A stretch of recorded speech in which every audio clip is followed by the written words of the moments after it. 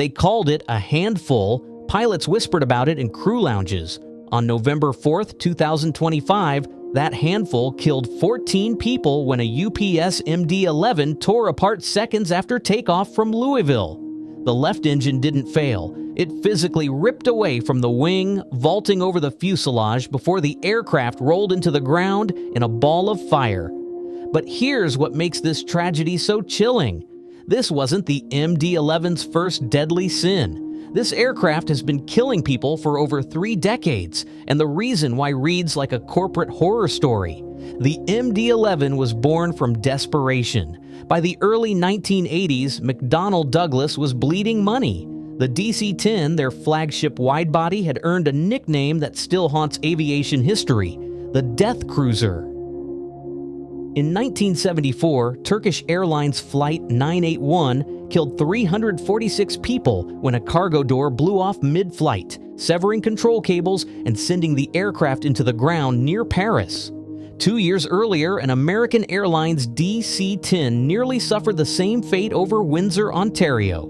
The aircraft survived that time, but the writing was carved into the wreckage. McDonnell Douglas faced a brutal choice: design a clean-sheet successor to restore their reputation, or cut corners and hope no one noticed. They chose the latter. In 1986, the company launched the MD-11 program with a mandate that would doom everyone who flew it: no new wing design. Building a new wing was too expensive, and the company's finance department had already decided that shareholder value mattered more than engineering integrity. So engineers did what desperate engineers do. They stretched the DC-10's fuselage by 18 feet, bolted on more efficient engines, and made a modification that would define the MD-11's killing pattern for decades. They reduced the horizontal stabilizer by 30%. Think about that.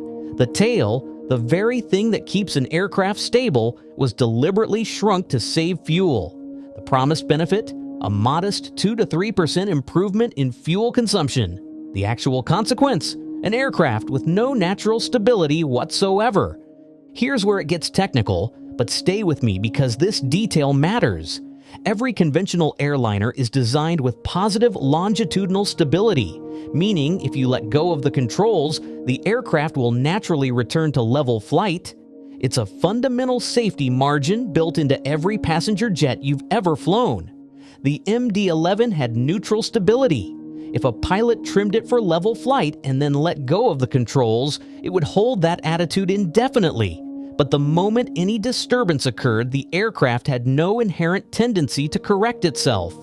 It was aerodynamically neutral, balanced on a knife's edge. To compensate for this fatal compromise, McDonnell Douglas installed the Longitudinal Stability Augmentation System, or LSAS, a computer that would artificially create the stability the airframe lacked. The computer would constantly monitor the aircraft's pitch attitude and feed an elevator inputs to hold it steady. This worked beautifully in cruise flight with the autopilot engaged, but when pilots disconnected the autopilot to land the aircraft manually, the LSAS logic changed. In early versions, it essentially let go, leaving pilots flying an inherently unstable aircraft during the most critical phase of flight. The crashes started almost immediately. On July 31, 1997, FedEx Flight 14 was landing at Newark International Airport when the captain, concerned about stopping distance, decided to put the aircraft down early. During the flare, he pushed the nose down, then yanked it back up. The MD-11 touched down hard, bounced, and on the second touchdown, the right landing gear took forces 3 times its maximum certified load. The wing spar fractured, fuel tanks ruptured. The aircraft rolled inverted and came to rest off the side of the runway, consumed by fire. All 5 occupants survived, but investigators noted something disturbing in their report. The captain's control inputs were well within normal range. The MD-11 simply had no tolerance for human imperfection. 8 months earlier, Japan Airlines Flight 706 exposed another layer of the MD-11's deadly design. The captain, believing the aircraft was accelerating too fast on autopilot during descent, pulled back on the control column to slow it down. He didn't realize the autopilot was still engaged and his 50 pounds of back pressure slowly built up elevator deflection. When the autopilot finally disconnected after a 2-second delay Boeing engineers later admitted they'd never properly documented, the aircraft pitched up violently, generating 2.3 gigawatts and injuring multiple passengers. The NTSB investigation revealed that pilots weren't adequately warned about how the autopilot would respond when they applied force to the controls.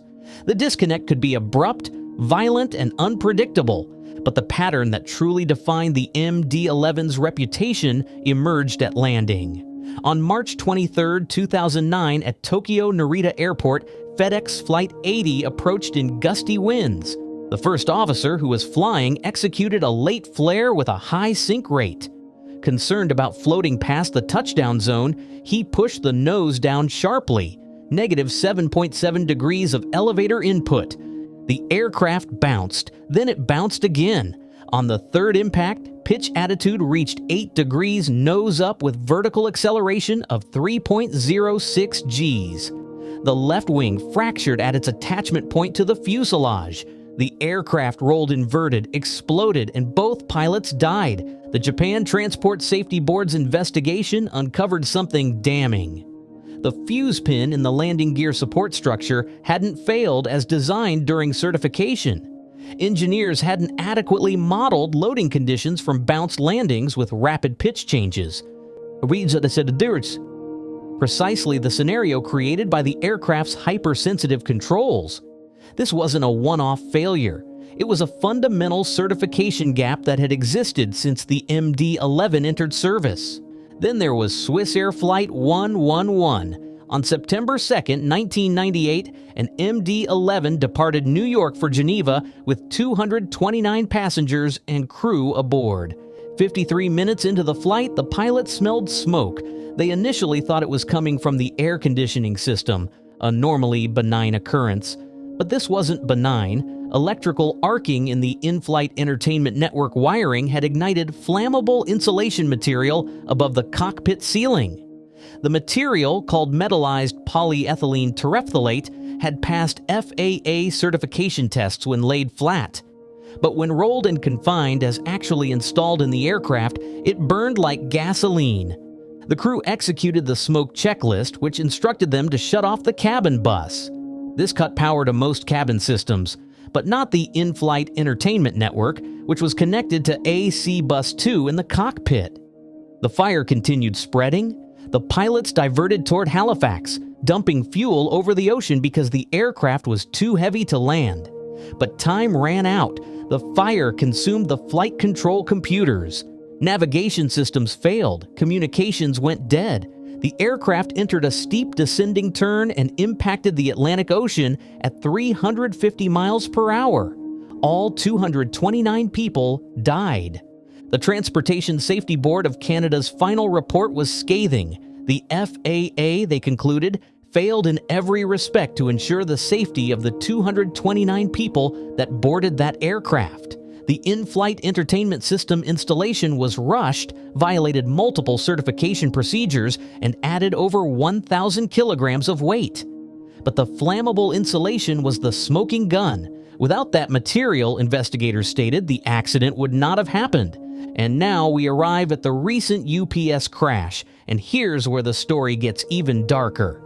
On November 4, 2025, UPS Flight 2976 began its takeoff roll from Louisville. About 37 seconds after the crew advanced to takeoff thrust, a repeating warning bell sounded in the cockpit. CCTV footage captured what happened next. The left engine and its pylon physically detached from the wing during the takeoff roll. The engine vaulted upward, arcing over the fuselage, trailing fire. The aircraft lifted off briefly, rolled hard left, and crashed into a petroleum recycling facility and UPS warehouse. 3 crew members died, 11 people on the ground were killed. The debris field stretched half a mile. NTSB investigators recovered the detached engine 8,700 feet from the start of the runway. Preliminary analysis revealed fatigue cracks in the hardware connecting the engine to the wing. cracks that had been growing undetected possibly for years. Both forward and aft lugs of the pylon's aft mount had fractured. The spherical bearing's outer race had sheared away. Under the massive forces of takeoff, the weakened structure simply let go. The MD-11 also failed commercially because it couldn't deliver on its promises. McDonnell Douglas sold the aircraft with claims of a 7,000 nautical mile range. In actual service, it could barely manage 6,460 nautical miles.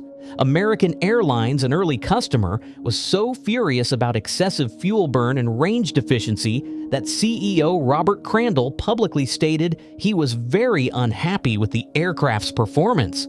The airline grounded its first delivery and delayed further aircraft until McDonnell Douglas fixed the problems. They never truly did.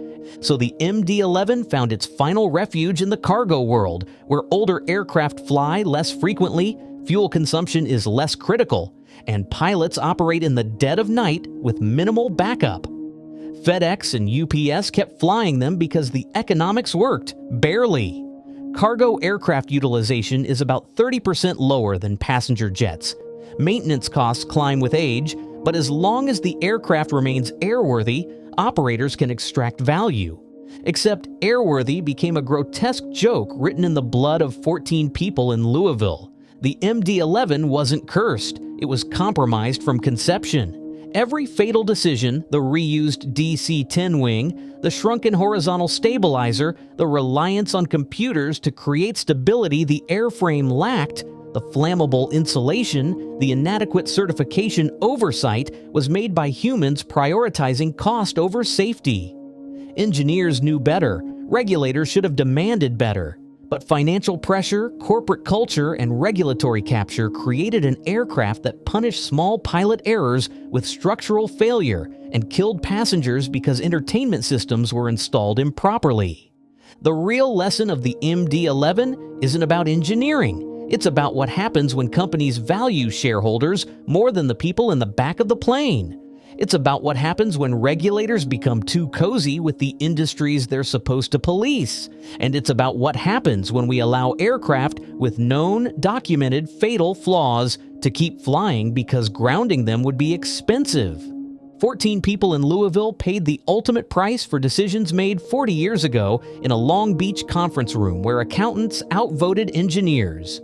Their deaths weren't inevitable. They were the predictable result of flying an aircraft born from desperation and defined by compromise. The MD-11 should have been grounded decades ago. Instead, it became a case study in how corporate negligence, regulatory failure, and financial pressure can keep a fundamentally flawed aircraft in service long enough to kill hundreds of people across multiple continents over multiple decades. That's not an accident, that's a choice.